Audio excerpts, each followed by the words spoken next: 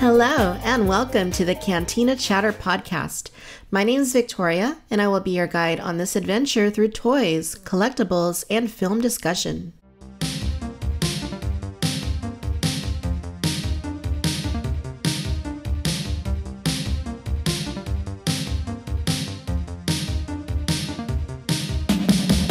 In this episode, we are continuing the Star Wars Modern Toy Line Retrospective. If this is your first time tuning into this series, it's a year-long series in which we are focusing on each and every one of the modern Star Wars toy lines going all the way back to 1995 with the Power of the Force. We previously looked at the Power of the Force. We looked at Episode 1, the line that came out for the Phantom Menace 20 years ago in 1999, and now we are moving on to the Power of the Jedi. And joining me in this episode is going to be Dan Curto, the one and only, the gentleman who spent years of hard work putting together the awesome photo archives over at Rebelscum.com. They are very useful, even after all this time, and they've been around for a very long time, not just the website, but these photo archives as well that, are just really handy, really useful to have as a tool. And I will throw a link down in the show notes in case you'd like to follow along with me and Dan as we get into the nitty-gritty of the Power of the Jedi. This is a toy line going back almost 20 years. It ran from 2000 into early 2002 and had some pretty interesting stuff. It wasn't a huge toy line. It was a good size for the time, but it wasn't nearly as big as Episode 1 or the Phantom Menace or even some of the lines that came after that. So really looking forward to talking to Dan about that. Over on YouTube, I've been reviewing the latest wave of the Star Wars Black Series line. That wave includes Vice Admiral Amilyn Holdo, Padme Amidala, Mace Windu. So slowly but surely, we're working our way through that wave and featuring them on the channel. Hope you enjoyed our last episode where we were joined by Chris from banthaskull.com talking about Jabba's sail barge. Huge, awesome, amazing toy.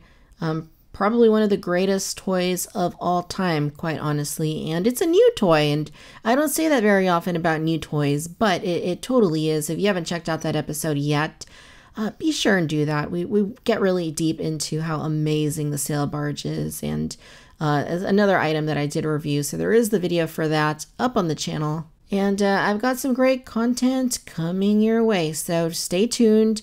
Stay focused on the channel because there is some pretty good stuff that is going to be coming in the pipeline. In the world of toys, there's not a whole lot for me to report on. I really haven't added too much to the collection lately, other than, of course, the sail barge. I mean, that's pretty major. It's probably going to be the biggest item I add to my collection all year, certainly, maybe even the entire decade. But, also, as I was noting, the Black Series line, I've acquired the entire wave, and it's a fantastic wave. One of my favorite waves, in fact, from the Black Series line. They just get better and better. Things are a little bit slow on the Mattel Jurassic side. Just today, I actually acquired the Herrerasaurus. I found that at Target for the Action Pack assortment. It's the $7.99 price point. So that is new. They didn't have Coelurus, which is the other species that is part of that wave, but, I'll take what we can get. New toys are new toys, and I am always happy to find them. In other news, I saw Captain Marvel recently. I really enjoyed it. I don't think it was the best film that I've ever seen by any stretch of the imagination. Certainly not the best Marvel Cinematic Universe film, but I did love it in its own way quite a bit. I found it entertaining. I felt like it did get a little bit slow kind of in the middle, but I thought Brie Larson was pretty incredible in it, and I'm looking forward to seeing it again. I also really like how it was set in the 90s. I mean, I'm a 90s kid. That's when I did the bulk of my growing up, and just the soundtrack I thought was great, and all the 90s references, the dial-up internet, Blockbuster video, I mean, all fun stuff. And I think that setting worked really well for this particular film. Wasn't really necessary, but it is kind of cool that they threw it back, and seeing the de-aged Sam Jackson was pretty cool. They did a really good job. I mean, it was very naturally accomplished. And I was really glad that they brought Agent Coulson back. I watched Marvel's Agents of S.H.I.E.L.D., but I was really glad to see Coulson back in the Marvel Cinematic Universe. I haven't really been collecting the toys for that film. I do have a good amount of Marvel Legends in the collection, primarily from the Marvel Cinematic Universe. So far, I only have the very basic Marvel Legends Captain Marvel figure. But I do want to get the Walmart exclusive binary form Captain Marvel figure. I'm not sure if anyone has actually found that yet. I know it's online at walmart.com, but it hasn't actually gone up as far as I can tell. It just says that it's out of stock, but I don't think it's been up yet. So I do want to get that one at some point whenever it is in stock. I know we're all waiting for the new Star Wars Episode 9 trailer. I know we're waiting to know what the movie is called. So hopefully we'll find out sooner rather than later. Of course, Star Wars Celebration is coming up very soon. I will not be there, unfortunately. Not to this one. But I will be there in spirit, of course. And they will be live streaming everything, I believe. All the panels. So I'll definitely be tuned into that. I love that they do that, by the way. It's just so... It's just really something to look forward to and spend your day doing if you have the time. And if you don't, I mean, you can still watch it later on YouTube, which is, equally incredible. So, here's hoping we get that trailer and we get our first real true look at what's going on with Episode 9, because I know a lot of us are kind of starving for information about that film. Also want to mention our Patreon page. I know that I have some of the most fantastic Cantina patrons in the galaxy who are supporting Victoria's Cantina over on Patreon and gaining greater access to everything that we do, early reviews, early access to the Cantina Chatter podcast, previews of the things that I'm working on reviews for, early glimpses of toy photography, and even sneak peeks of the creative process behind Victoria's Cantina. So you can think of it as a tip jar. For as little as $1 a month, you can become one of my Cantina patrons. So if you're able and willing to do that, I do have a link in the show notes. Be sure to check that out. And we appreciate each and every one of you guys. Everything we do here on the Cantina is self-funded. We're not really sponsored by most of these brands. Occasionally they'll throw us a bone here and there, but for the most part, most everything you see on the channel is self-purchased, and obviously we love what we do. Otherwise, I wouldn't be here doing it. So you already listening to the show is a pretty big deal to me. I appreciate that a lot. But if you want to get greater access to what we do here, then by all means, please check out our Patreon.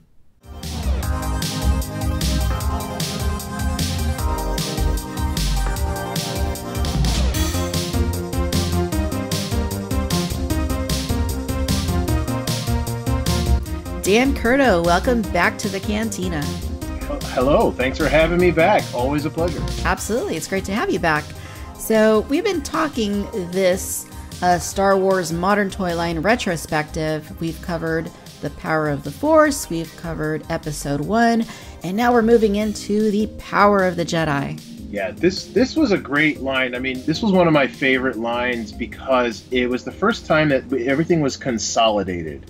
Obviously, Power of the Force, you had the original trilogy to play with, and there was a big push for Episode 1. Everybody collected both, probably, if you were collecting back then, but this line really, brought everything together under a unified banner, and the graphics and the logo, really merged the two, with Obi-Wan Kenobi jumping up in front of the Darth Vader helmet on the packaging, which was, really cool at the time, Yeah. It was Absolutely. Very nice. Yeah, the first line to merge the original trilogy with the prequel trilogy. The packaging I thought was very nice. It was had a green and like you said, a very prominent silhouette of Darth Vader's helmet, and then Obi-Wan with his lightsaber ignited, just kind of jumping up in the air. It was pretty catchy. It was a departure from what we had been seeing with Episode 1 on the shelves. And it was a little more similar, I suppose, to The Power of the Force in some ways. But it was definitely something new, something fresh. And let's see, what years did that run from? That ran from 2000 until early 2002? Yes, it was 2 years long, filling in the gaps between Episode 1 and Episode 2. Nice. And it also offered the first figures from the Attack of the Clones film in that very final wave, which was basically the sneak preview wave. And that included Zam Wesell, Jango Fett, R3-T7, and the very first clone trooper. That's, we're going to get to this later, but that's one of my favorites of this line, was that clone trooper. I had so many of those. I just picked them up every time I saw them, and I started customizing them to different poses and different, you know, colors and whatnot, because they didn't really make the different colored officers yet. Right. That came later on. So I just went nuts and just bought a ton of these. And I was very excited to see like what was the story, you know, behind Jango Fett and Boba Fett. Obviously, there was a connection there, but at the time we didn't know what it was. So very, very cool.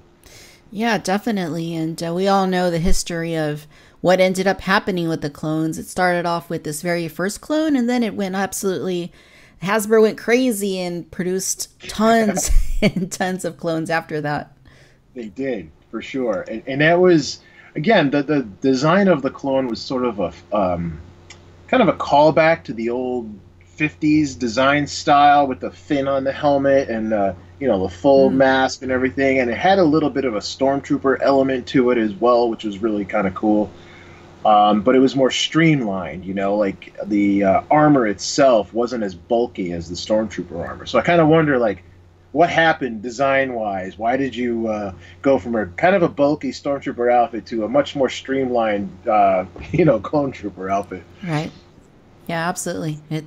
One of those things where the prequels, a lot of the designs are a lot more sleek. They're a lot cleaner. And yeah, I guess that's how it was when things were good in the Republic. Right.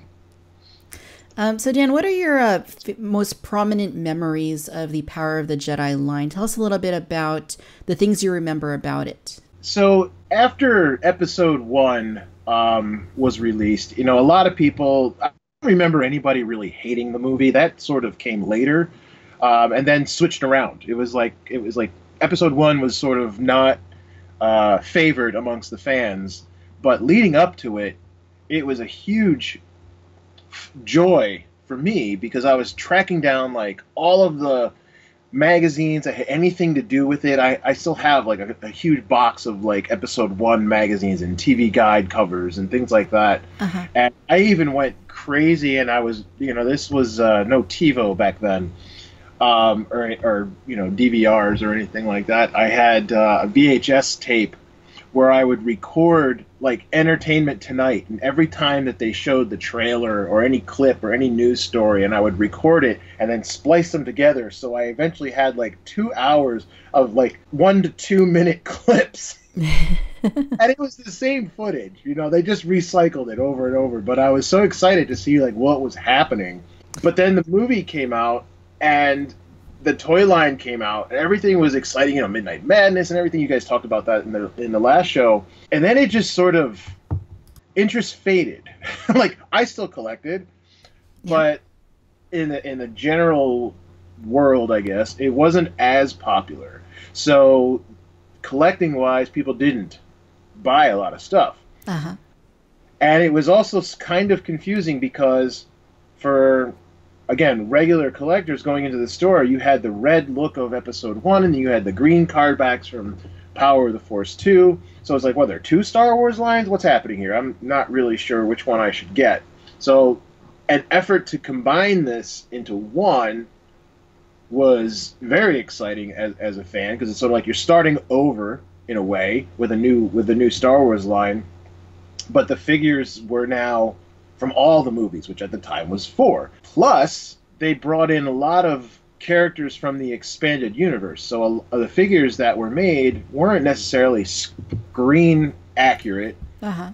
Concept figures in there. They had characters based on the comic books. They had just really cool stuff. They took some chances. Yeah, absolutely. It's a very varied and diverse line for being as small and focused as it is. You definitely get a pretty healthy helping of prequel figures, original trilogy, and like you're saying, some expanded universe stuff that, you know, wasn't anything we saw in the films, of course, but, you know, helped to make the line pretty fleshed out and pretty healthy. And there were also a couple army builders that I think they started incorporating a little bit more heavily into the line, with slight variations. And I'm thinking of things like that Scout Trooper. I think there was something different about the two, wasn't there? Yeah, the Scout Trooper started off, and that was a great sculpt because it was just they had done a Scout Trooper previously, but he had the knees because he was sitting on the bike, and this one couldn't sit on the bike necessarily as well as the other one, but it had a great pose and a great silhouette in there, and the blaster fit into a little holster on his boot, which was really kind of cool because you didn't really see a lot of that back then. Right. And then they added like a variant battle damaged, sort of like some carbon scoring on this armor. So there was like a clean version of the Scout Trooper and a carbon scoring dirty version, which we've seen plenty of times after that. But this was really the first time that they had done running changes that I can remember, except for the battle droids. Sure. Yeah, I'm thinking back to that era, and like you say, it was coming off of episode 1, which was a huge product line. And after the initial push, a lot of the stuff just sat around for a long time, and it was hard for the stores to clear through it, as I recall. And this line was a lot smaller. It was a lot more focused. And I think that was probably to some extent in response to, just the glut of episode 1 product that was hanging around. They wanted to do something a little bit smaller. Hopefully that wouldn't hang around. And I don't really recall a whole lot in terms of peg warming figures from this line. I'm sure that there were a few, but just off the top of my head, I want to say maybe like the cold weather Obi-Wan and what else? I was looking at the picture here of all the basic figures. I know that one seemed to hang around a little bit, and maybe the Obi-Wan that has the cloak on it. What do you think? What do you recall about that era from as far as peg warmers go? I mean, initially when the line started, a lot of the figures were carryovers from what they had planned for either Episode 1 or Power of the Force. So like the Princess Leia, Rebel General, was a slightly tweaked version of a figure that they had done in Power of the Force 2. The Obi-Wan Kenobi, Qui-Gon Jinn with the poncho was actually a European exclusive that didn't come out in the States, and you could only get it with a creature. So it was sort of like we're giving the fans a chance to pick up on some of these figures that they might have missed, but we also are bringing in some new characters as well, which was sort of fun. But as far as peg warmers are concerned, I don't really remember not being able to find anything in the stores. I mean, sometimes it wasn't a organized release. If we like nowadays, everybody knows what wave is coming out. Okay, back in 2000, 2001, I mean, there was an internet, and obviously, websites were tracking a lot of this stuff, but it wasn't as well organized and planned, the waves, when they came out. It was sort of like a mixed, we're going to have 5 figures here, and then later on we'll have like 3 more figures coming out. It's like, okay, I'm just going to wait till I find them because this is crazy trying to hunt them all down. But when you did go into the store and find them, like, it was like Christmas every day. Yeah, it was an interesting time. And as far as like toy hunting experiences go, what was that like for you? You mentioned a little bit about how they weren't really released the way that toy figures in this line are released these days. But what do you recall as far as like toy hunting and distribution back from that era? Yeah, I mean, it's funny because distribution has sort of become a 4-letter word over the years, and it's just really bad. So you go into stores like Walmart or Target, and you just, who knows what you're going to find. You find older figures that have been sitting there for probably a year or more. New stuff, if it comes in, it tends to fly out. So a lot of collectors, and myself included to some degree, just go straight online or go to eBay or something like that.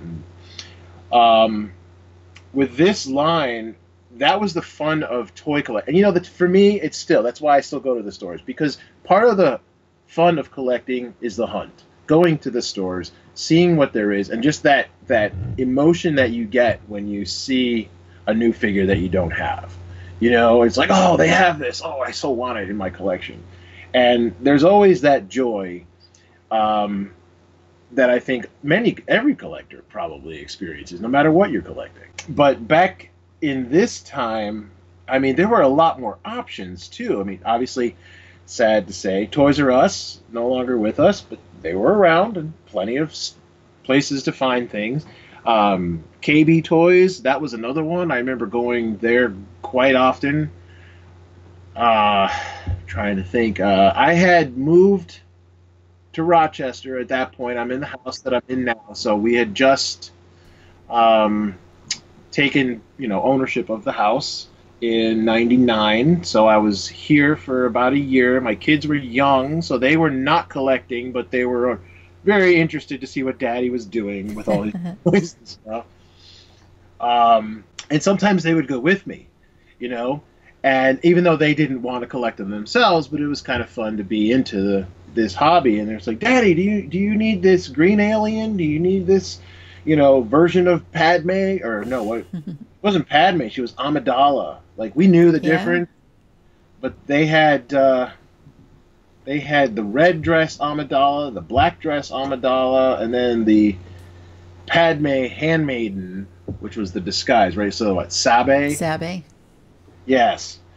And my daughter she was very into all of that, obviously. So she liked it that she could help me find some of the stuff. She is now grown and hates all this, but at the time she was a cute little girl who just wanted to go shopping with her dad. How funny. Yeah, thinking back to that time, I think I was mostly going to Walmart and Target to find these. Toys R Us, we didn't have in my hometown. The nearest one was about a half hour away, and that one actually opened, I think, in 2001. And I remember my mom took us on opening day, and we went straight to the Star Wars section, of course, when doors opened. And they did have a healthy selection of Power of the Jedi toys there. I remember getting like the 300th figure Boba Fett, which we'll talk about in just a little bit. That was there. And they had some like the Elor's Matic, and pretty nice little selection there for a brand new Toys R Us at the time. And we did have KB Toys. That was in the local mall. And that was another place where I'd go and look for these. Now, I know at KB Toys, figures are always like $1 more or something. So we would always hope, as kids, when you don't really have a lot of money to spend on toys, you're kind of hoping, okay, well, I hope if I find it, it's going to be at Walmart or Target, where it's going to be $1 or $2 cheaper, whatever it was. But yeah, I mean, thinking back to this era, I think this was when I was still a kid, but I was, I was a little bit older. I was just starting high school at this time that this line was out, and wasn't yet able to drive, so I couldn't, lug myself around from store to store like I did later. But, I was, of course, using every opportunity that my mom was going to the stores to tag along and see what I could find. So I didn't become quite as well versed with the whole idea of distribution, what figures are hard to find and which are not as hard to find, until maybe the Saga line in 2002, 2003. But I definitely had, a pretty good impression just from seeing what was on the pegs, which ones were a little bit easier to come by and which ones weren't. But yeah, it was such an interesting time too, because like we were mentioning earlier, this was a merging of both eras of Star Wars films. At the time, there were just, the prequels or Episode 1 more specifically, and the original trilogy, and then a little bit of expanded universe. So this line did offer some really interesting stuff. And I think anytime that Hasbro and Kenner, came off of like a non-movie year, like they were kind of able to go a little bit deeper on some of the selections of figures. And I think that was certainly the case here as well. Well, that's an interesting point that you bring up, because one of the things that I've always seen, whenever there's a movie line, they're planning and producing the figures long before the movie comes out. So if there's any changes to the characters, they're not able to catch up. So sometimes the figures come out and they don't quite look like they did in the film. Right. They look more like the concept art or pre-production photos, but as George is likely to do back then, he would decide, I don't really like the way that looks, so we're gonna change this character.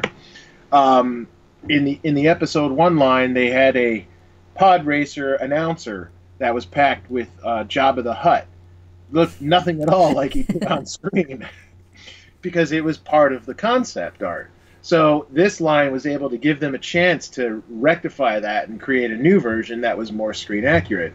And I almost wish, well, I don't wish, but I almost wish that they wouldn't make action figures until a year after a movie comes out, just because we could get that more accurate look. But no, I like the way that they, I like it timed to the film. Obviously, you want to sell more that way. Right. Yeah, wasn't it in the Saga line 2002 when they released, I think it was a massive, like with a Geonosian? Yes. Yeah, that was another thing. It was like, the massives we only saw in Tatooine, so maybe at some point they planned for them to be in the arena and the concept art or whatnot, but... And then they later released it with a Tusken Raider that originally came out in this line. Yeah. Yeah, good point. Gave it a creature, the same creature. Yeah, though that's exactly it. I mean, it's sort of fun to nitpick all that kind of stuff, but I just like that they have all these different versions of all the characters. And plus, this line, not initially, like the first wave, well, like I said, was kind of carryovers from the previous waves or previous toy lines, but they started to really pay attention to scale in Power of the Jedi. Mm-hmm. So Chewbacca was considerably taller than everybody else, and Princess Leia was considerably shorter than everyone else. I'm thinking of the Bespin Escape Leia. She was way shorter than Han Solo, and Chewbacca, the mechanic version, was way taller, and it was like really kind of cool that they were paying that close attention to that. Right. And they hadn't necessarily done that before. And you talked previously, Power of the Force 2, everybody had superhero proportions, and that still was the case into some of the episode 1. Yeah, absolutely. That Leia, I remember on the forums, like the Force.net forums, Jedi Council forums, people were calling that Leia Lil Leia, and it's like when you saw it in the store in the package, she looked puny. Right. But yeah, it was a pretty well-rounded line. So it looks like here, and we're using Rebelscum.com to look at the photo archives for the Power of the Jedi line. So I will put a link to that in the show notes in case anybody listening would like to follow along with us. But looking here at the basic figures, and I assume you photographed most of these? I photographed all of these. Nice. That's why I'm laughing. I'm like, yes. It's heartwarming to hear that people still use this. I mean, I spent a lot of time back in the day creating this, and I made this gallery years after the line came out, which is easier to do than trying to do it as the line is happening. But the fact that people are still using it and referencing it, it really does. I feel really good about that. Yeah, you should, because it's a very good resource. I use it constantly, and I have since probably around the time you made it, I guess. But yeah, so looking at the figures here, there's quite a few of them. It's not a huge line. It is more compact than some of the other lines like Power of the Force or Episode 1. But just looking over the images here of the figures, it's exactly like you were saying earlier, prequels, original trilogy, a little bit of a mix of expanded universe, and a little bit more like tertiary type characters. Like there's Tebow, there's some of the Jedi Council, like Saesee Tiin, Plo Koon, there's even droids like FX7. And even Boshek from the Cantina, some very obscure characters that made their way into this line. One of my collecting friends is also pretty well known, Adam Paulus. He used to have a saying on the sites that he worked on that they will never make a Boshek action figure, and they did, and he looks great. They've never done him again. So he still holds up, and he comes with a blaster that can store in a holster and a removable helmet, which was that was another thing about this line is they started giving all the characters that had these removable helmets, and that wasn't done a lot in the previous lines. But when they started doing like the X-wing pilots and you know, the Boshek I just mentioned, and some of the other characters that had helmets. The fact that they were making them removable was kind of exciting because it just hadn't been done. I mean, as a kid, Luke's helmet never came off. Right. You know? Yeah. Yeah, that was definitely a cool aspect of this line, is that they started getting a little bit more detail focused and offering a little bit more with the figures than we used to see in the years prior to this line. Yeah. Now, of course, like any good Star Wars line, you have your main character. So we have a Luke, we have a Han, we have a Leia, we got our Vaders, we got our Mauls, our Qui-Gon, our Obi-Wan. So they did cover their bases pretty well in terms of getting like the main cast of characters in there. Yes. The other thing, as I'm looking through all this too, is I'm looking at the same page that you are, and I actually dug out all my figures anticipation for this, and I'm kind of looking through. So they're on the table over here next to me. But the other thing that was interesting in this line, I mean, we all like kind of look at 5 POA figures these days as a bad thing, and that's not necessarily the case, but that's kind of how Star Wars figures always were. Up until somewhere around 98, 99, you started seeing like arms that would swivel a little bit differently. There were no ball hinges in anything yet. But one of the figures in this line that I always thought was really cool was the Rebel Fleet Trooper. Because he had a type of articulation that, and there, like I said, there were no hinges yet. They made the swivel joint on an angle so that he could stand, and then if he swiveled it the right way, he could kneel. So it was kind of, I don't think they've done that since, because it didn't necessarily, you know, it did work, but it didn't necessarily look good. And then they came out with a way to do a hinge inside, which obviously made it a lot better. Yeah. But that was very groundbreaking at the time, and this was probably 2001 maybe when that figure came out, 2002. It was one of the later figures, I believe.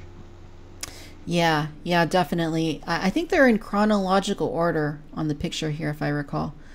So yeah, that looks like it's more towards the end of the line.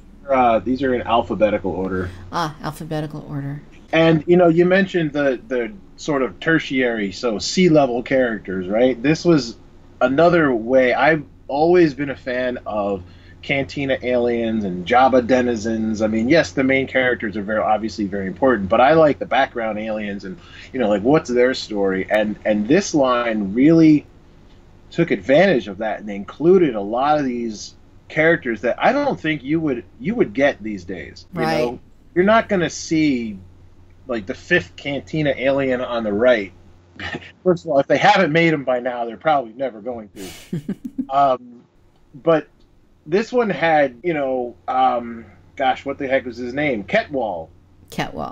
Right? An alien that was added into the special edition, and if you lift up his, well, he has like a robe. You take the robe off, his pants come off and reveal, that sounds weird, but they did. His pants come off and reveal that the alien is a tiny little alien on stilts. Yep. I mean, it's just not a detail you're going to see in the film. Nuh-uh. Yeah, that was a very fun figure for sure. It's funny because you would never guess that it had a feature like this, but yeah, you pull those pants off and you see its tiny feet that are standing on these stilts. Right, and it's funny because that alien head was also used for another Cantina alien, and I always suspected at some point that they might create that one, but they never did. They didn't. Melos, I think, is the name of the... Yeah. Yeah, and only saw their heads in the film, right? So the rest of it was totally up to interpretation, and that's why I'm saying, like, they really push the envelope a bit for some of these characters and some of these figures. And you mentioned FX7. That figure is fantastic. It still holds up today. Yep. Yeah, it does. And it really does. I don't think they haven't updated this figure since then, right? I think, didn't they do something similar maybe in Revenge of the Sith, but not exactly? They did a different droid. I think it was FX6. Ah, that's right. It was like an earlier version. But, I mean, arguably, this figure has the most points of articulation of any Star Wars figure. I think you're right. Because it has so many arms. It's an awesome figure too. I think any of those robots based on the original trilogy are just so fun. Yeah, and you know, if you think about looking at back on these, a lot of them have been re-released over the years in various forms, and it just kind of shows how well they hold up. Mm-hmm. You know? Yeah, for sure. And some of them were also there was a wave in the Saga line the following a year or two after this line ended, where they were repacking some of the figures from this line. I don't remember exactly why they repacked them, but I remember seeing Tebow on a Saga card. Yep. Eth Koth was on the Saga card. I think also the Imperial Trooper was reissued in that line. Yeah. And maybe the another Imperial officer. Mm-hmm. He was released twice because they gave him a different head. So this is another running change that they had started. But this was the first version. Yes. And there's another one who's got the elbows that allow him to stand holding the gun, or he can put his arms like behind his back, like he's standing at attention, you know? Absolutely. Or at ease. Attention, your arms down at your sides. Yeah, it's been a while. Definitely when Hasbro started figuring out that they could offer the same figure, slightly different, and that we would buy it. Yes. And you know, there's definitely something to be said for carry forwards, if you will. I think that's the term that some of the Hasbro team uses, because that was always the case back in Kenner. The Chewbacca figure never changed, but he was released on a different card. Mm-hmm. You know, so it's sort of like, well, we've always done that. I'm like, yeah, but but there was a lot of chances taken there. You think back, the Dagobah Darth Vader that had a removable head and removable face mask, and the cape itself was translucent. You would partly see through it, so it had like a ghostly sort of effect to it. Yes, and as I noted earlier, they covered their bases with the main characters, and we actually had 2 Vaders in that line. So there was that one, and then there was the very first, I think this was the very first Emperor's Wrath Darth Vader, wasn't it? Yes. And what was cool about that one is it glue in the dark, didn't it? Glue. I don't think glue's it glowed in the dark. So like it had a skull underneath the helmet, and it would glow in the dark. That was really cool. And both of those figures, although I don't think they ever released it again with the removable head, but they were those body types were used in subsequent releases, but now with more of a solid feature, I guess. Yes. So they definitely, again, it just goes to show you that they reuse and rinse and repeat, but the sculpt's still held up. And those 2 Vader figures, if you look at them side by side, again, you start seeing more attention to detail in proportions, because one is considerably more bigger, buffer than the other. Right. Even with the 2 Chewbaccas, so there's one sitting down at a Dejaric table was a lot shorter than the one standing up with the mechanics tools. Yeah, that Dejaric table is so fun. Yes. I always tried to fit it into my Millennium Falcon, and it doesn't quite fit. No, that's true. It doesn't. And then I got to mention the Darth Maul. So there's 2 Darth Mauls in this line. There is the Sith Apprentice version. This one's based off of, I guess, concept art of Darth Maul. Yes. And then there's also the Final Duel Darth Maul, which has a really cool feature. It actually splits in half so that you can reenact that moment when Obi-Wan slices him down the middle. And it has magnets, doesn't it, that hold it in place? It does, yes. And there was a similar figure released the year prior in the Episode 1 line, but that was part of an exclusive 2-pack that didn't get wide distribution because it was towards the end of the line.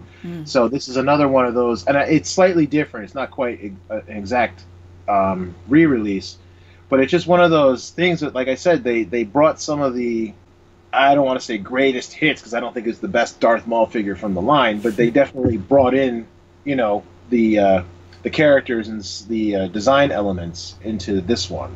Yes. Which was cool. And if you look at some of the figures, like Boss Nass, for example, he was considerably taller than the previous release, and more screen accurate, and it's it was just, it's nice to see more attention paid to that.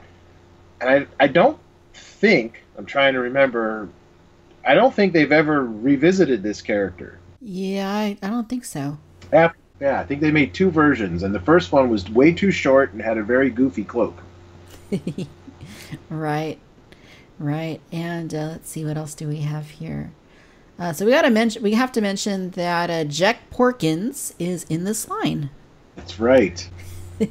Yeah. Yeah. And he was great. He was a great, I'm kind of jumping around the page a bit, but there's a lot of great sculpting in this line. A lot of details, and the paint applications, they weren't just like simple paint application. There's a lot of shading. There's a lot of different masks, I guess they call it, that they used here. And even the Eject Porkins, he has a little bit, I mean, he's got a beard, but he's got a little bit of a shadow on him, which is cool. Nice detail. Yeah, I see that. That is very cool. We also have to mention that this was the very first line to actually receive a fan choice figure in it. And that ended up being a Lorismatic, the Cantina alien, the Duros. And we never got the second one that he was talking to in the Cantina scene. Almost. But, yeah. Almost. Right. Yeah, but this was a huge thing back then. Fans being able to vote for an action figure to be made in the toy line, and it ended up being initially, as I recall, a very popular figure. It was hard to obtain, but then I kind of remember it saturating a good bit afterward. Was that your memory as well? Yeah, this was definitely one of those peg warmers after a while. So I mentioned that I really love the Cantina Aliens, but most other collectors, it seems, don't. Oh, I love them too. But I joked before because this was another example of really Hasbro listening to the fans and trying to get their input in this, not only through a fans choice poll, but if I recall at the time, they updated their website quite frequently to show you the progression as this figure was being developed. So you got to see like some of the early drawings. You got to see some of the sculpted photos as it was being made. It was long before it was released, so it was kind of a sneak peek. But it was really cool to follow that along, and it came out and it's Fans Choice figure number 1, which was great. It was great to see, and this is, I think, a fantastic figure. Oh yeah, it's a beautiful figure, and one of the things I love about it is like it kind of has this iridescent sort of costume. It has like a very like pearly looking like shimmer when you move it around. I love that. Yeah.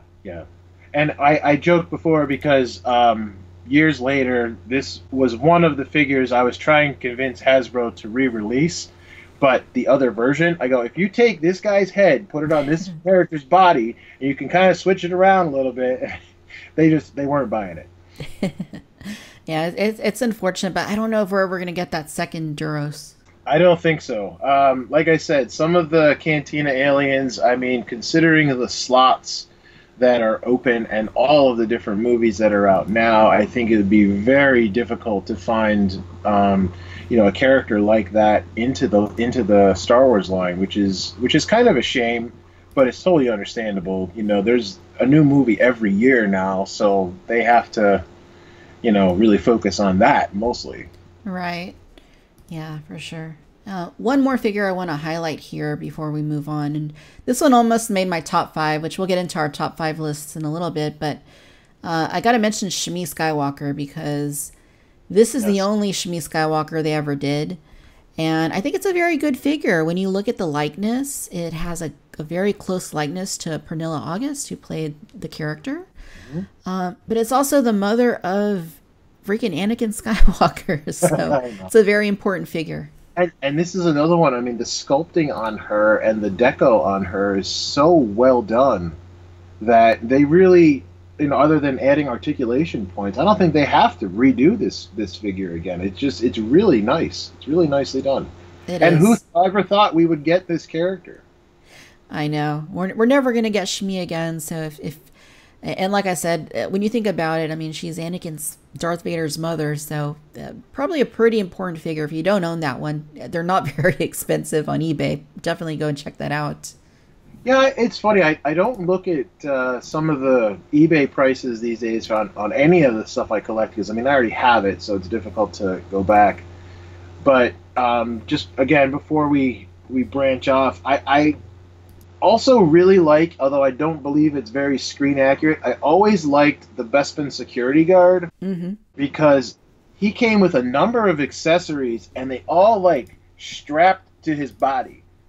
He had a blaster that fit in the holster, and then a baton and handcuffs that, like, plugged into the sort of like his belt area. I don't know. I always thought that was cool. It had a lot of he had the elbow swivel articulation I was talking about earlier, and a removable cap. The old Bespin guard never did that. Yeah, that is actually a cool figure. I just pulled up the picture again. This is one of those that I got that Toys R Us I mentioned earlier on grand opening day. This was one of them that I bought, and it's because my mom actually liked it for some reason or other. I think it's because of the face. Like, the figure has it's kind of almost a funny looking face, but I think that's what it was. She liked the way that it looked. He just looked, unique. So that was the reason I picked him up. But yeah, it's a very nice looking figure, especially when you look at the costume. Like, the texturing on it is really nice. Another fun fact, pun intended. These came with fact files. So yes. Little pamphlets, if you will, that folded out, and they included facts and information and background data on all of the characters that you didn't know about from watching the films. And a lot of times you learn for the first time, like, oh, that's what that weapon is called, or that's where this character is from. And I didn't know that they knew this. And they would pull on some of the stories from the comics or the novels, depending where the character was from. And that was fascinating. I always really liked that attention to detail. And I have all of those fact files saved in a binder somewhere in my garage. Nice. Very cool. Yeah, that's a very important piece of information to bring up, is the pack-in that these particular figures had was the Force file. And they were very informative. And what I'm finding interesting about it, looking at it again, is that the current Mattel Jurassic World toys, the Dino Rivals, they come with these little cards that have very similar information. Like, I'm looking at this one right now for the Bespin guard. It has statistics. It has the strength. It has speed, it has endurance, and it has intelligence, which other than endurance, which on the Jurassic card is actually ferocity, is almost identical to what we're getting on those cards these days. So very interesting stuff. Yeah, again, this is part of the fun of collecting, that you don't necessarily think of, I'm looking at Elor's Medak, and turns out he's buddies with Ketwall. So who knew? And he hates Greedo. These are the types of things you're just not gonna know otherwise. Of course. So one thing that was interesting as we get into the deluxe figures that were available in this line, these were at the $9.99 price point, is that Hasbro turned around and did a second fan choice figure. And that made it into the same exact line. So they turned around pretty quickly off of that first one. And that second fan choice figure was none other than a Man with Salacious Crumb. Yes. Phenomenal figure. Awesome update to, one of the classic aliens from Jabba's palace. And came with a staff with 3 skulls hanging on it. And it was just great sculpting, and also charred remains of, probably one of the Larses, unfortunately. It was a nice way to have that figure come out, and because of the size, it was great to release it in the deluxe line, because the packaging was bigger, the card back was bigger, and this deluxe line, I like to call it the half-dressed line. Because every figure wasn't fully clothed. Ooh, that's a really good point. Yeah. I mean, there's only 4, but you have Amount of Man who doesn't wear clothes. Right. Darth Maul in his Sith training outfit from concept art and also from the comics, and he doesn't wear a shirt, so you got to see his tattoos for the first time. That was really cool. And again, the scale was paid attention to. He's short. Yep. So Ray Park is not a tall guy. Neither was this Darth Maul figure. So that was kind of nice. Yeah, definitely. Princess Leia in her slave outfit with a soft goods skirt. I think that was the first time that they had done that. She was also short. Comes with a giant cannon that can go well on the sail barge, I'm certain. When you get that this week, test that out. All right. And then Luke Skywalker in his diaper outfit in the back of the tank. Yeah. Yeah. I love that figure. I don't know. That set is kind of goofy, but I really love that they made it, and I really love that the back of the tank itself is able to have FX7 sit into the support. Yes. Right? They actually made a spot for him. Yes, absolutely. And I totally agree. These are all pretty great figures. Especially like the Luke. It's a very unique set. If you want a back to tank, I don't remember them ever releasing it again after this. No. And yeah, I mean, this was, for $10. I mean, you really can't beat what you got in these sets. And going back to Man, that was actually it's a very interesting figure. It's one that I actually like a lot.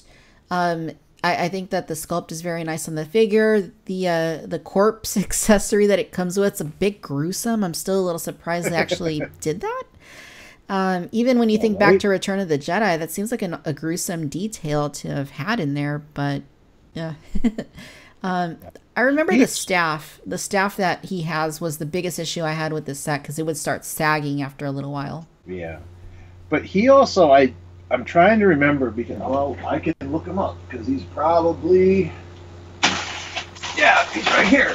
He has the hinged shoulders. So I was talking before about having the swivel joints on the knees and everything. They didn't really do hinges back then.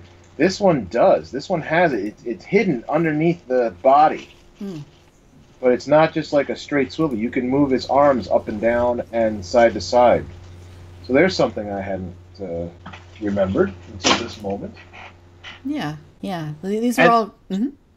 Sorry, the deco on this one, again, lots of nice shading and really textured paint applications on it. And you don't... I mean, you do see it on some figures, but this was really like... It's fans' choice. You're going to pull out all the stops. Right. Yeah, most definitely. They want to make sure they're...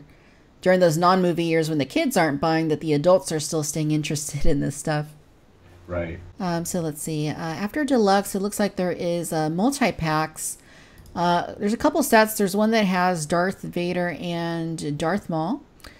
Was this an exclusive somewhere? Because I don't feel like I remember seeing this one. No, I don't think it was an exclusive. I'm trying to remember where I got it. It was probably like at a Walmart or something like that. But... It wasn't... The figures are not great. It's just sort of a way to, again, bridge the two trilogies and bring out the two main villains for newer collectors. But nothing really spectacular about either one of these figures, and I think that they've both been done better in other versions. But both of these figures were re-released pretty heavily. Right. So this set may not have seen a large distribution, which is, I guess good if you're a completist and you want to get these figures, but you missed the set. It's a decent set if you don't have them, but if you probably do and you don't know it. And then there's another multi-pack that has Vader, X-Wing Luke, Rebel Trooper, and Sand Trooper. I'm guessing this was an exclusive maybe in Mexico or in Spain, because it says on the bottom, Figuras de Colección. So, yes. So that was, I gotta say, probably Mexico. They have a history of for some reason, exclusive packaging in their shows, and it's like a legit thing. Like they have gotten it. I remember that when this came out, it was like, okay, well the figures are exactly the same, so I'm not really too worried about trying to collect it because I'm an opener anyway. But it's a great set, and you see this a lot, even now. Repacks of figures just for newer collectors, and to make it a little bit of an exclusive to that particular show, that was pretty cool. Yeah, yeah. Let's see, play sets. We have a carbon freezing chamber. Still one of the coolest play sets ever, I have to say. I mean, not as cool as a Death Star, but I liked this play set. Yeah, it says fan club exclusive. I never owned this, and it's probably largely because it was a fan club exclusive. And I know I was a member of the Star Wars fan club for a time, but I kind of feel like maybe in this 2001, I feel like maybe I fell out of that. Yes, if now I might be wrong on this, but if memory serves, the fan club was part of the Star Wars Insider magazine. Yes. So you had to be a subscriber to the magazine. I think you had to be a subscriber, or you had to be a member of the fan club. But then you could order it through the magazine. I might be wrong about that, but I mean, that's how you would get this particular set. Yeah, that sounds about correct. I do think I remember the Insider being like part of the fan club, and then later they started selling it separate. Is that correct? Yeah. Well, the set itself, I don't believe this ever was available in stores. No, but the Insider magazine itself. Oh, yes, you can buy that in stores now. But I think this was another one of those things that was kind of a carryover from Power of the Force 2, and it just never got released because the playsets, up until recently, playsets have sort of fallen out of favor, and they weren't really very popular unless it was part of like a new movie. So this one, like I said, this one remains one of my favorites because it was a very iconic scene. It was the only really way to get this other than like the Micro World set from the 80s and the Sears exclusive Cloud City playset from, I want to say 1980 or 1981, that had the Dengar and Bespin Han, Lobot, and the Ugnaught from the Kenner days, like vintage. But it was cardboard, and one of my friends had that, and we would always drop figures down into the little hole to see who would get frozen in carbonite. But yeah, that sounds fun. This was unique, and I don't know, I thought it was interesting because the carbon freeze block, if you will, was designed so that any figure could really be frozen in it, but it was a little case that opened up, put the figure in and close it, and there was like a cloth cover, so the figure would sort of poke out through it, just not very well. And it came with an exclusive Bespin guard that I'm pretty certain borrowed heavily from other figures for the body construction, but the head was new. And I can tell you right now, I know the Hasbro employee this head is based on. Oh, wow. So he's forever immortalized in plastic as one of the goofiest looking face sculpts they've ever done. That's awesome. So looking at the vehicles here, let's see. We have the B-Wing fighter. Was this brand new, or was this a retool or a repaint of an existing version? So a lot of the vehicles for the original trilogy were the same molds used back in the original line. So the old Kenner line. The X-Wing, the TIE Fighter, the Millennium Falcon, back in Power Force 2, they were all the same tools and molds that they had done previously. You started to see new vehicles with Episode 1, obviously. I think, what was it? Shadows of the Empire with the Dash Rendar's Outrider, which was brand new.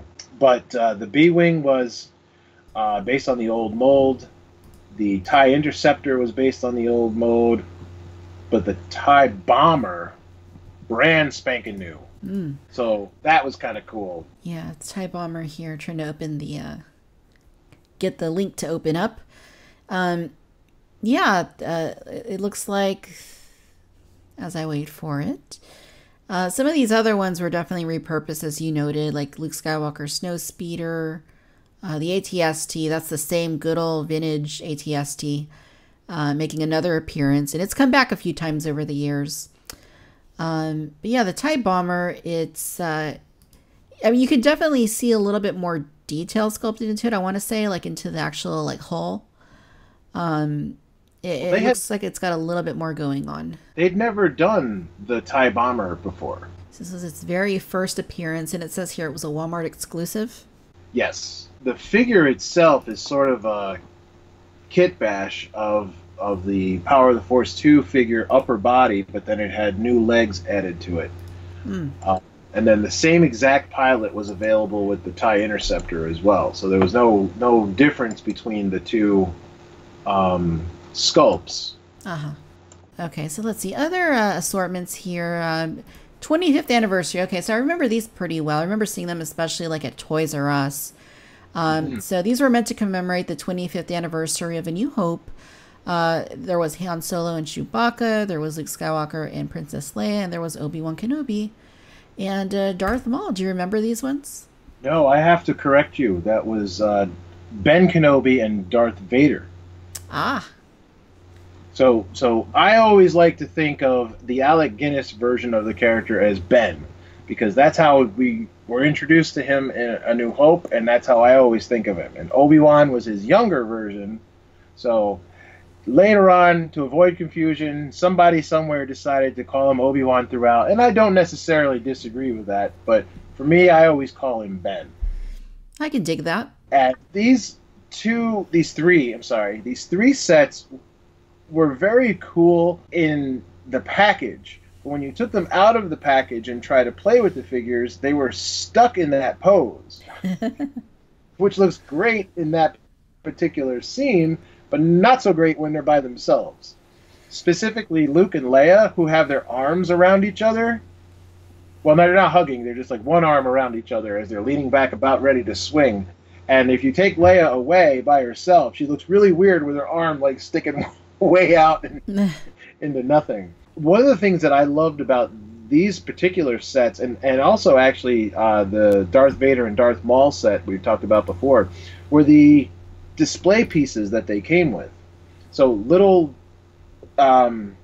environmental stands with pegs for the feet and everything that didn't necessarily, especially with the 25th anniversary, they didn't necessarily connect to each other, but they were part of the Death Star. Yes. Right? And that's where all those scenes took place. So it was kind of cool because you again, fans really wanted a Death Star, and they're slowly giving us little pieces of it.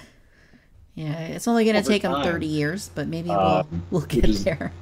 I'm sure we will. Yeah, I remember these pretty well. I know that I don't think I had these sets specifically, but oh wow, Han Solo has a really bad haircut. I had the Obi-Wan and the Vader, but I know it wasn't from this set. I'm pretty sure they repacked them like in one of those commemorative DVD or packs, or one of those home media releases where they would offer like at Walmart or Kmart or wherever those multi-packs, and I'm pretty sure that those two were in one of those multi-packs at some point. I'm trying to think. The Darth Vader, I believe, and I can check really quickly, I believe was made available again as a Celebration 3 exclusive that had a sound chip with James Earl Jones' voice in it. But the figure itself was nothing really new, but the packaging is what made it. And I'm not certain that Kenobi was made available again. But even like you mentioned the Han Solo ones, I'm looking at Han Solo and Chewbacca. I mean, they're in that classic pose where they're all getting ready to shoot the stormtroopers above them, but if you hold the figures separately, they're all squatted over and hunched down, which is a little strange by themselves out of context. The vehicles themselves, they came with the pilots. Yes, yeah, something they just started doing a couple years ago once again. Yes, and the TIE fighter pilots I did mention before how that those were constructed, but the B-wing came with a Sullustan pilot, so Nine Num, his alien race, that in a white flight suit with the tubes that you could actually plug into the B-wing, which was kind of fun. One of the tubes plugged into a little hole in the cockpit. Huh. And the Snowspeeder came with Luke Skywalker, slightly retooled from the Power of the Force 2, and then a DAC router, which was the first time that figure was ever made. And then the ATST and the speeder bike from Endor came with, I believe, still unnamed Ewok pilot. I don't think, is this, well, I don't know, I could be wrong. This might be Paplu. Let me just double check. Yeah, no, it's Paplu, sorry. And it's funny because that was a figure that I did not have for many, many, many years. But I ended up getting, because I didn't buy this set. I said, well, I have a ATST. I have 3 of them at this point. And I have like 25 speeder bikes. I really don't need to buy this, but I want that Paplu figure, but I'm not going to, spend $30 for a figure. Years later, I picked them up loose on eBay, probably for $30. So, that, oh, yeah. Gotta love it. I don't think I spend that much on it, but it is possible. Yeah, the things we do as collectors to make sure we get everything we need. Well, I always like to have one of each figure, not necessarily the vehicles themselves, but especially nowadays, I struggle sometimes because the cool stuff comes out.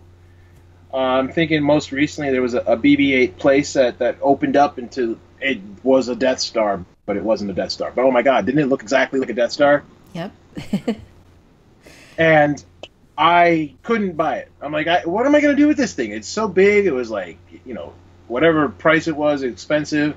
But then I found it was the only way at the time you could get Snoke and the Praetorian Guard.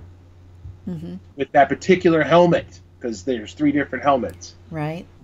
And eventually I found, they re-released Snoke by himself, but then I got the guard loose on eBay. So again, this is the type of thing, I want to collect all the figures, but I don't necessarily need all of the vehicles and accessories and playsets and stuff like that. Yeah. Yeah, I feel kind of similarly to a pretty strong degree. It's like I've always focused primarily on the figures. I love the vehicles and, some of the play sets, but obviously those take up a lot more room. So I'm always focused. I want to get one of every figure, but they make it hard when they do it where, like you're saying, you got to get the whole play set, or you got to buy another vehicle of a vehicle you might already have just to get like the one figure. But that's how it's always been. So I just sent you a link. This was I found it. It was the commemorative episode 4 DVD collection, A New Hope set, Walmart exclusive from 2006 in the Saga collection, where it had that Obi-Wan, that Vader, and it had good old Power of the Force 2 Luke Skywalker. Aha. That's how I ended. I know I had never bought those 25th sets, so this is how I had to have ended up with those 2 figures. But let's see here. Going back. All right, so we're at the sneak preview figures, and we touched on those a little bit earlier on. We got Clone Trooper, Jango Fett, we got Zam Wessel, and then the droid is R3-T7, which had a clear dome, which I always thought was a pretty cool little feature. Yeah, that was the first time that we got a clear domed astromech droid, I believe. What was cool about those particular 4 sneak peek figures is they had these added on blast accessories, or in the case of the droid, lightning wrapped around the droid itself. And we saw quite a bit of that in the Saga line, but it was the first, here. And I think even one of the figures, Eth Koth, he didn't have the blast effect, but he had a removable lightsaber blade, which if memory serves, that was the first time that they had done something like that. I believe so, yes. In Saga, there was tons of that. A all over the place. I hated those. Well, they always broke. Yeah, exactly. And they were some lightsabers that were metal, so they had like magnets. Well, that's a different line for a different show. But yeah, this was the first time they had done that, which was really kind of cool because as you're setting up your displays or whatever, clone troopers or Jango blasting.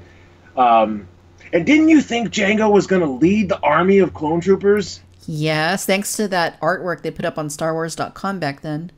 Yes, and I was so... These two figures looked like they went with each other, and no, that didn't happen. Speaking of Fets, we skipped probably one of the most important and slightly controversial figures, the 300th edition. Ooh. The 300th figure. I'm not sure where this count came from. I remember, I think Adam maybe collected the list at one point. But somebody somewhere figured out that this was the 300th figure for Boba Fett of Star Wars. Yes. So they made it as Boba Fett. And gave him in a very oddly shaped box that you could see through. It had window that you could see through the packaging from different angles. So it was very, very cool looking in the box. They've since released this figure a bunch of times. But that was the first way to get that. And it was... soft goods cape, lots of added articulation. The rangefinder was movable. Up till 2004, it was the definitive Boba Fett figure. But yeah, this was a really cool figure, and they even tried to work in like a somewhat of a rocket firing mechanism into it. Yep. Originally, of course, Boba Fett was supposed to come with a rocket fire. Way back in the day. So what they did was they gave you a rocket firing Boba Fett, but the rocket was really, really long, so no one could ever accidentally swallow it. No choking hazard in this one. And the backpack itself, the rocket was removed. The smaller rocket was removable. That didn't launch. Then the longer rocket, you stuck it into the back and lift the lever, and it shot out. So they finally added that feature to it, which was fun. And they've, I believe, did that a lot with Jango in later years. But yeah, it was. I mean, this was a great figure. And then the other one that we skipped over, which is okay because it's not an important figure, but is Roar War. Roar, the Wookiee Scout, which is such a strange one because it was, well, later on I guess they merged into one, but even though it wasn't, it was part of a role-playing game, the Invasion of Theed, and nothing about the packaging of that game suggested Power of the Jedi, but the card back that Roar War came on was definitely Power of the Jedi because it had the same colors and it had the figures on the back as well. But that was a Kit Bash Chewbacca figure from Power of the Force 2 with a brand new head sculpt with a Wookiee with a very, very large underbite. Doesn't it look a little bit like that Wookiee from Solo? It does. Huh. Yeah, I never had that one. Roar War. Have you ever thought about how you could make like your own secret language just with Star Wars names? Roar War, Alorzmatic, Poplu, Sutton. Masamita. Fun times. And then we have the JediCon exclusive from 2001, C-3PO. This is a repack of the Power of the Force 2 C-3PO. A very interesting choice all the way later in 2001, but... Yeah, nothing new figure-wise. Just the packaging came in a little box with a window opening in the front. Another thing, like sometimes these conventions get exclusive versions because of the packaging of the figures, which was I don't know. I guess if it's like San Diego or Star Wars Celebration, you get exclusive everythings. But this was this. I I don't have. I mean, I have the figure from 1905, but if memory serves, we added this to the gallery after a trip to Rancho Obi-Wan. Ah. So that's why we have this photograph. And, well, it's not we. I'm not there. Anyway. Yeah, that's interesting. All right, so we haven't talked about... have we missed anything other than 12-inch figures? Well, there was this weird line. I'm looking at it now. There was this weird line called Mega Action Figures. Okay. Which were, I want to say, 6 inches tall. Uh-huh. Maybe. They were larger. And they were basically like action feature figures that I don't believe were very popular. Every now and then Hasbro likes to try to do a new subline. And sometimes they take off, and sometimes they don't. This particular one, you had 3 figures: Darth Maul, Obi-Wan, and a destroyer droid, of all things. But they did not prove to be very popular, so they didn't make any more. I forgot all about these. Yeah, I never had them, but like looking at the pictures, I know I remember them. I just never had them. What was cool is the destroyer droid could roll up. Not quite screen accurate because actually that was faked on film. But you could roll him up. That in the action figure line, the destroyer droids that they actually made 2 versions of it, right? So they had the regular destroyer droid, and then they had the rolled up version that was his own separate little thing. But this one was like. I don't want to use the word transform because that gives a different connotation, but it could transform. Yeah. Actually, that reminds me of something. The battle droids in the regular line, they were sculpted in such a way so that the legs could fold. So, like in episode 1, they came out, they were hanging, they were all folded up. Uh-huh. You couldn't actually do that with the figures that they made for that line. For Power of the Jedi, you were able to do that. You were able to fold them up, which was a nice little feature, I guess. And I don't know. Looking at this picture, it just reminded me of that. Yeah. Now that's actually really cool how you can fold up the droid. I like that. I kind of feel like I need this figure now. I know. Me too. I don't have these, but now I kind of want them. So let's see what else we got here. Palm Talkers. Palm Talkers are, let's see. Are they, I'm going to guess, were they like walkie-talkies or something? No, they're sort of like these Japanese super deformed kind of little figurines, like 2-head, 3-head tall. Actually, it's funny because they're sort of like Funko Pops, but this is way before that. And they had a sound chip in them. Now, episode 1 had done a few, I believe, and that was obviously from the Phantom Menace, and these were from the original trilogy. So there were only 5, which was good, but I don't know that I don't remember seeing these in stores. Like in the U.S. This might have been an overseas exclusive. I'm kind of laughing to myself because in the last episode with Marjorie, when we were talking about episode 1, I know that we came upon Palm Talkers, and I know I made the exact same comment. Were those walkie-talkies? And I just completely forgot. Right. Yes. Yeah. So no, they weren't walkie-talkies, but they did have sound chips in them. Nice. That reminds me to tell you something later. Okay. All right. So let's see. I think we're down to the 12-inch figures. Yes. And it's not a huge line. It's not anything like the collector series that was out during the Power of the Force days or the Action Collection, but it's a good little assortment here. Just reading through the list real quick, and we can elaborate on them as we go. But there's Forlom, Bosk, Captain Tarples and Kadu, Death Star droid with mouse droid, Death Star Trooper, Han Solo Stormtrooper disguise, IG-88, Luke Skywalker 100th Action Collection figure. So I guess that was like the 100th 12-inch figure. Is that correct? I believe so, yeah. Luke Skywalker and Yoda, Sith Lords, Darth Vader and Darth Maul. I remember seeing that one at Toys R Us. And a speeder bike with Luke Skywalker. Yeah. And the 100th Luke Skywalker figure was like the ultimate Luke Skywalker. Ah, so yes.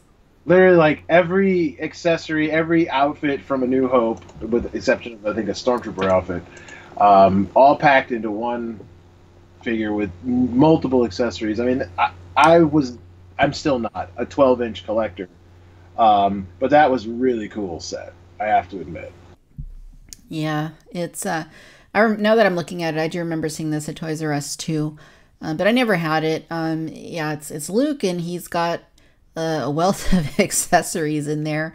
Basically anything you need from A New Hope, other than like the Stormtrooper disguise or the ceremonial outfit. I mean, everything for Tatooine Luke and X-Wing Luke is present in this set. Yeah, it's got a lot of stuff in there. I mean, and it's really nice to that they were able to do that, you know, sort of commemorate that line, because I don't believe that the line for 12-inch lasted. No, it did. It carried over into Saga, but then I don't think it really continued much longer after that. It just 12-inch figures were not very popular with most collectors until Sideshow started producing them. Well, they call them 1/6 scale, but they're really 12 inch. I never really got how that worked, because I remember back then they were saying that Hasbro sub-licensed the 12-inch segment to Sideshow. Yep. Yeah, I guess I didn't realize that a licensee could sub-license to another licensee, but I guess they can. Yeah, well, I mean, they also do that with Gentle Giant with the vintage jumbos. Oh, okay. Yeah, that makes sense. Using the same, not necessarily the same molds, but they're based on those original molds, so they are licensing those out. But you know, it's all money. Yeah. Oh, yeah. And we have the Darth Vader and Darth Maul, the Sith Lords 2-pack. And this is a pretty cool set. I mean, just looking at it, it's got, you know, those two important characters, and the sculpts, particularly on Vader, aren't the best, but the Darth Maul looks pretty cool. I wasn't a collector of this, so I don't know how how new any of these figures are. Like, were they just repackaged from previous versions, or what? But the Maul itself splits in half, which is you know, obviously a spoiler if you haven't seen the movie. But this was after the movie had come out, so probably not so much. But it's even in the package, right? So he's even split in half in the box. So if you didn't know, oh, I didn't notice that. Let me go back and look. I always found that interesting. Oh, wow, yeah, you're right. He is. That is that's kind of cool. Kind of makes you want to go back and check some of these you know, older ones out. Yeah, definitely. I mean, I forgot some of these toys even existed, so yeah. I mean, I'm intrigued. I mean, just looking through the list and everything, I don't it's not necessarily part of the line, but the packaging was still very much like the Power of the Jedi. Disney had, long before they bought Star Wars, again, this was back in 2001, they had released a line of action figures based on the Star Tours attraction, and they're all droids. Yes, I remember that. Let's click on that real quick, and we'll take a peek. Packaging design. Yeah, same packaging design, and then they carried the line on like for years, I think. But yeah, looking here, you have like your very classic Captain Rex, not Clone Wars Captain Rex, but the original Captain Rex. And yeah, all droids, all very unique looking characters that you could see in the Star Tours attraction as you made your way through the queue and then onto the ride vehicles. So yeah, I think these are pretty important. I don't have any of these older ones, but I would definitely like to track them down, because looking at the designs, I mean, they all look so cool. Initially I think they did it over the course of 3 years, and there were 4 figures each year. But it's funny because one of them, the DLX2, sort of looks like a box with an arm on it, and if it looks kind of like a Dalek, well, it's also named sort of like a Dalek from Doctor Who. But that particular one, just in the past year or so, I've had a lot of collectors contact me on Facebook, and they're like, did they release this figure on the blue Saga card back? Because somebody had discovered one, and they were supposed to, but they ended up not doing it. Well, things in the toy world, sometimes these things do get made, one or two, a couple production samples or whatever, and they get leaked out, and now somebody has one in their collection. Right. But originally, it was on the green Power of the Jedi hardback with a couple of the other ones. And now it's funny because after this started coming out, obviously I remembered Captain Rex. He was part of the attraction. I went back we went to Disney World, my family, my kids and I would go through and purposely let people pass me by so I could look down to the little area underneath the rampway that people are walking on so I could check out where the actual droids were. And I was able to locate all of them. Oh, wow. Which was cool. However, I don't know that you can do that anymore because they've totally revamped the line.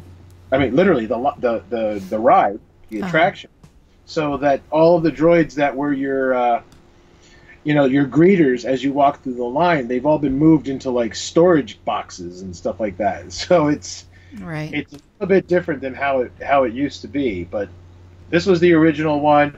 Now Disney has their own lines of Droid Factory Build-A-Figures, which is really cool. But this is where it started. Yeah. Absolutely. And just a little side note, little Disney nerd fun fact about G240. That animatronic in Star Tours was actually the robots that they used for the geese in the Old America Sings attraction at Disneyland. So what they did for this droid is they took the skin off with all the feathers on it, and this is basically the skeleton of those geese. That's awesome. But yeah, it's really cool that they did this, and they're still making unique figures for the Disney parks. I don't really think they've done anything for Star Tours in a few years, but those are, I think, some of the best figures that they've done. Certainly the last ones that they have been doing around 2012, 2011 when the Star Wars The Adventures Continue was launched. So yeah, definitely worth tracking down, and some of these older figures just have great designs, very 80s looking on some of them. I love that. And a couple of them, I know Rex was one, and probably one of the other droids. There are two that are similar. One's red and one's blue. They were re-released in a boxed set. I remember because I have it somewhere. But it was a different version of Rex, different deco on it, and I think it came with a C-3PO and maybe some other character carrying a suitcase or something, as people are going on a trip. Yes, yeah, they did do a few box sets of these different figures, which I think some of them even included some of the like Power of the Force figures. I remember one had like the Reese figure, and he had like a camera. Camera on, yeah, exactly, yes. Yeah. Disney always, I feel Disney always had fun with this. There was even a line of like a mashup Disney characters in Star Wars costumes. I have a few of those. I'm looking at them right now on this shelf over here, and they even have a Jedi Mickey that comes with his own exclusive astromech. Yeah, they did, and I think there was a Jedi Mickey with Yoda pack. And they also did, what else did they do? They did, wasn't there a Mickey Jedi Starfighter also? There was, absolutely. And that R2MK was based on the Build-A-Figure mold, the Droid Factory mold they use now. The one with the Mickey ears, right? Mickey ears, yeah. So originally it was just a regular R2, no Build-A-Figure aspect to it, and he had that. I think he had the hat. I'm not sure. I'll have to double check. I believe he did. and you know, they've done two versions of that particular droid, and you know, I don't know. Like I said, this is a fun way to go about it, and now that Disney is, you know, they own Star Wars, they can pretty much do what they want. Right. A lot of fun stuff. So I just wanted to mention that because that was a sort of a subline that, you know, as you're thinking Power of the Jedi, you might not think of. Right. Absolutely. Very good point there. All right. So, Dan, so I asked you to come up with a list of your top 5 favorite Power of the Jedi figures. So what do you got for us? Well, in no particular order. The Clone Trooper I mentioned before. That was definitely one of my favorites. Nice. I have to go with Elor's Medak, or however you pronounce that, because that was the first Fan's Choice figure, and I really enjoyed following the development of it on the website at the time. And you know, I'm very much in favor of having fans' input into this line, into Star Wars, because I've always championed that. I know you remember, but there was a Hasbro Q&A that went on for a number of years, and I was very much in communication with Hasbro back then regarding any fans relation type thing, which was quite an honor, but also a lot of work. So anyway, that's one of them. The Rebel Fleet Trooper I mentioned before, just because of the uniqueness to the sculpt and the articulation, which I thought was really, really cool. FX7, have to give him that one, because that, like I said, that figure holds up today and has the most articulation of any Star Wars figure. Nice. And then another one we didn't talk about, one of my favorites of this line, and they've never ever updated him since, and that is Tessic. Ooh. Squid Head. It's a sort of a simple figure because he's got the long skirt, I guess. I was going to say dress, but that's not right. Well, I mean, it might be. I don't know. But anyway, it's plastic, not cloth, but it's sculpted really, really well, and the figure has such great sculpting and deco to it. There's really no... some people might say there is a need, but there really wasn't a need to redo this figure, and they still haven't. Mm-hmm. I think they should. Yes. But it remains one of my favorites from this particular era of Star Wars action figures. Absolutely. Great list. Great list of figures. And I love that you mentioned Tessic, because that's one that's not on my list, but it's certainly up there as being, in my opinion, one of the best Power of the Jedi figures for all of the reasons that you mentioned. It's just a great looking figure, and I think for the most part still holds up to this day. Absolutely. So for my top 5, I have Boss Nass. And you mentioned how Boss Nass is a larger figure compared to the original one that came out during the Phantom Menace line.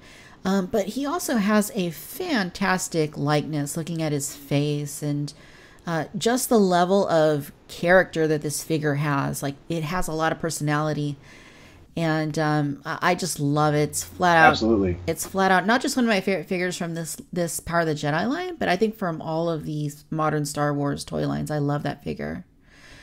The next one I have is also, this is one that you had as well, was Elor's Madak, or Elor's Medak, however you pronounce his name. I mean, he's a Cantina alien. I mean, I love the aliens. They're my favorite part of any of these lines. And, you know, you mentioned this one being a fan's choice, highly important. And it looks great. I mean, the sculpt is very film accurate. I like the costume and how it does have that very slight iridescence quality to it. And it's just a really fun figure. I, love it. Next, I have Darth Vader Dagobah. I feel like I always end up with Darth Vader on these lists, but yeah, Darth Vader. And this is the one that you mentioned that had the head that would come off, and it had the faceplate on the Darth Vader helmet you'd pull off, and then you'd have Luke's head underneath. And it was a really cool figure.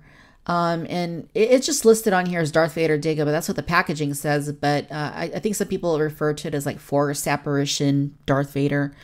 But it's a really cool, it's a really nicely done figure. It definitely was when Hasbro was kind of in that transition phase from what they did during Power of the Force to what they started doing, you know, years later with the nicer, more articulated Vader figures.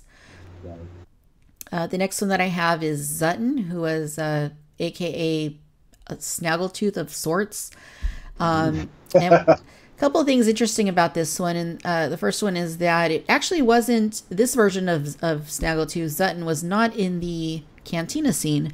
This is actually from the Star Wars Holiday Special. Probably one of the few figures that were actually made from the Holiday Special, but they didn't market it that way, obviously. It's just marketed as a regular Star Wars Cantina alien. So there's that, and I think even the image that it has on the card back, that's straight out of the Holiday Special. Yep. And the second thing I like about it is that he's wearing the Michael Jackson Thriller outfit. Yes. Yeah, it's different, but I think it works. I think it works on good old Sutton. And then finally, Queen Amidala Theed Invasion. This is a very simple statuesque figure. There's not a whole lot you can do with it, but I think she's got an excellent likeness. Like her face, it looks like almost like really close to perfect. And then just the sculpting of the outfit too, I think is very film accurate and, you know, really nice. It's a really nice looking figure. It really is. And again, it's one of those figures. What I don't think they've ever revisited this outfit, have they? No. And because it just they nailed it the first time out. Absolutely, they did. And yeah, I'd love to see this one in 6-inch, honestly, if they ever did that. Oh yeah, yeah. Well, it's funny you mentioned Sutton. I was tempted to put him in there, but I had to go with Elor's. But do you know, like, even the name Sutton is not even accurate anymore? Oh no, I didn't know that. Because they have made a Sutton figure in one of the 3-packs for the vintage collection, and he has a completely different outfit. And obviously, this is from the Holiday Special, and they're now calling this one Zedmore. Huh? Like Winston Zedmore from Ghostbusters? Yeah. Well, I don't know that was in the intent. But yes. And then this particular one, they reused part of the body for a blue Snaggletooth in one of the Cantina sets, which cracks me up because of the whole Snaggletooth. I guess I don't know if it's controversy. I think it's just lore. I mean, right. You know, but yeah, I do like this one. If I could pick another one, I would have added this one on there too. Yeah, it's a fun figure. The blue one too is pretty fun with his metallic space boots. Yeah, absolutely. Because why not? Yeah, why not? That and the Walrus Man flipper boots. Those were cool. For sure. Although that outfit was brought into the Clone Wars. Trying to remember. One of the droid, what was it? The droid squad with the little geep. Guy. I can't remember his name. Gascon? I don't know. Meeber Gascon, I think. Whatever. The little frog guy that was in charge of all the droids with R2D. They went to the planet, and one of the aliens sitting in the background was totally Walrus Man. He didn't do anything. I think he grunted and walked off panel, but it was totally the same color, the same everything. I'm like, oh my god. Thank you for doing that. That was awesome. That is awesome. I'm going to have to go back and I've been watching or trying to watch because last year was the 10th anniversary of Clone Wars. I've been trying to like go back and watch all of the episodes on Blu-ray, but I kind of stopped doing that a few months back. So I need to, and I'll definitely look for that. That sounds awesome. Yeah, it was a fun nod to the old Kenner, and the Clone Wars, as I'm sure you've seen if you're watching these, they were loaded with those, decos and little nods to the old Kenner line, which is fun. Yep, yeah, and Star Wars Rebels too. Yes, yes. So Dan, we're removed from this toy line a good, almost 20 years. And there's been 24 years of modern Star Wars toys since The Power of the Force 2. So what do you think the legacy of the Power of the Jedi line is after all this time? Well, I mean, as we've been going through and talking about a lot of these, many of them have been re-released. So this line definitely holds up. It's probably overlooked by, God, it makes me sound old, but by today's collecting community, because everything now, they want super articulation. Right? If in the 3 3/4 inch, they want the vintage collection. They don't want 5 POA. A lot of collectors nowadays are all into the 6-inch Black Series. But to me, Star Wars will always be 3 3/4 inch, and I do have some of the 6-inch. Don't get me wrong, but my heart and soul is always 3 3/4 inch. And for this particular line, I still look back very fondly on it because of the chances that it took, and as a whole, you had 4 movies at the time to sort of merge into one, and they had a great balance between original trilogy, episode 1, and they even brought in some expanded universe into it as well. I just really enjoyed it. Yeah, I would tend to agree with all that. I don't think I could say it better myself. It was definitely a transitional line between the 90s into the 2000s, and merging all of those the different periods of Star Wars, as well as expanded universe, and just kind of serving as a bridge of sorts into what would come later in Saga, and then OTC, and right. Saga Collection, and so forth. So yeah, it definitely holds up, and like you say, it definitely took a few chances. And if you remember too, when this was coming out, I mean, it's not a huge line. There's like 50 some figures in it, plus all the other subsets we talked about. But Hasbro was gearing up for episode 2 at the same time they were producing this. Now, normally, and it's different nowadays because every year is like this, but normally when you have a movie year, you don't get a lot of new product, right? They sort of like, well, we'll just do a couple of repacks and then just kind of coast for the rest of the year because we're putting all of our resources to the new stuff that's coming out. But you never got that sense with Power of the Jedi, because it seemed like while the waves weren't huge, it was like 8-figure waves, it seemed like there was always a good level of newness to it. And for 2 years, you had 2 fans' choice. Well, there were 3 polls, but 2 fans' choice figures that were released, and a whole bunch of chances with all the stuff that we just talked about before. It was really a great time. And, also, too, late 90s, early 2000s, people had a lot of disposable income compared to nowadays, I suppose. It wasn't terribly expensive if you wanted to collect all these. Again, it's all relative. But there was definitely a satisfying release, a satisfying product, and you didn't feel like you were kind of holding back. And I'm looking at you, Original Trilogy Collection. Yeah, that's also very well said. I mean, I think another thing about, that era is that there wasn't a whole lot competing for your attention. There were Hasbro Star Wars figures, and that was roughly it at the time. Now you have Funko Pops, you have Hot Toys, you have Sideshow, you have Gentle Giant, you have the Bandai, you have the SH Figure Arts, the Medicom, the model kits, the Lego, and I mean, there's just so much stuff vying for the collector's attention that it's just hard to buy everything. So you kind of got to make your decisions on what you're going to focus on. Right. There were Lego sets. I'm not a Lego collector, but there were Lego sets coming out at this time. But the most prominent thing to collect was definitely the action figures. Now, I'm a very big comic book collector as well, so some of these figures were also pulled from the comic books, which was really kind of cool. Nice to see that. There was a Jedi I think it was called Jedi Quest comic book that I think was supposed to be much larger than it ended up being, and the Obi-Wan Kenobi figure in cold weather gear, that was based on that. So why would they do that, right? Because Obi-Wan was not designed. There was no cold planets in Episode 1. Right. Why would he have a cold weather gear? That makes no sense. Well, in the comic book story, they went to a cold planet. There was an Anakin as well.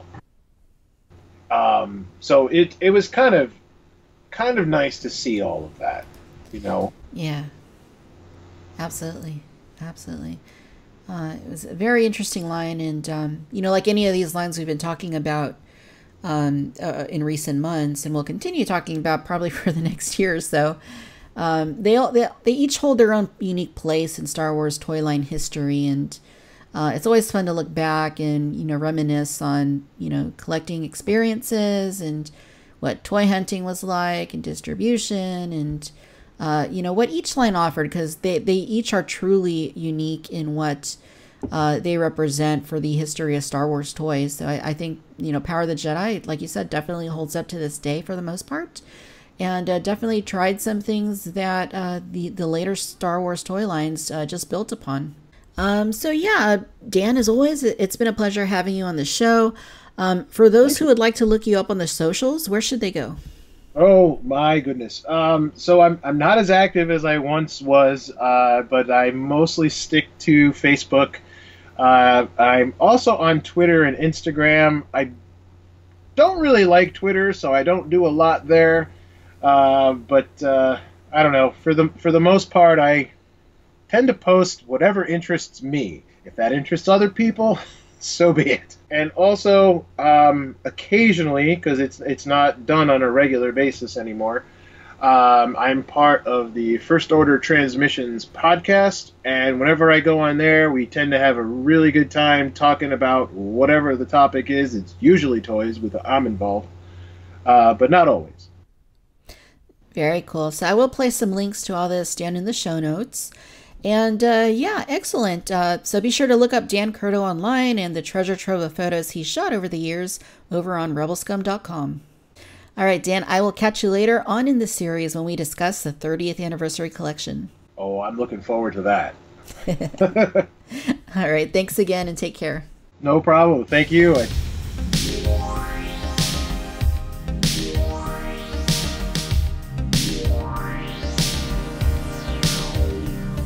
In the next episode in this ongoing series focusing on every single modern Star Wars toy line, I will be joined by Adam Paulus, lifelong collector of Star Wars toys.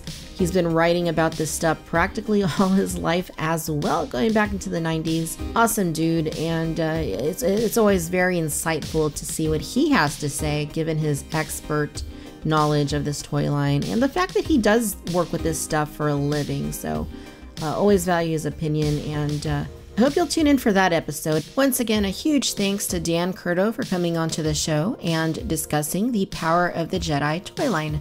Be sure to check him out online. I will throw links to his social media accounts in the show notes.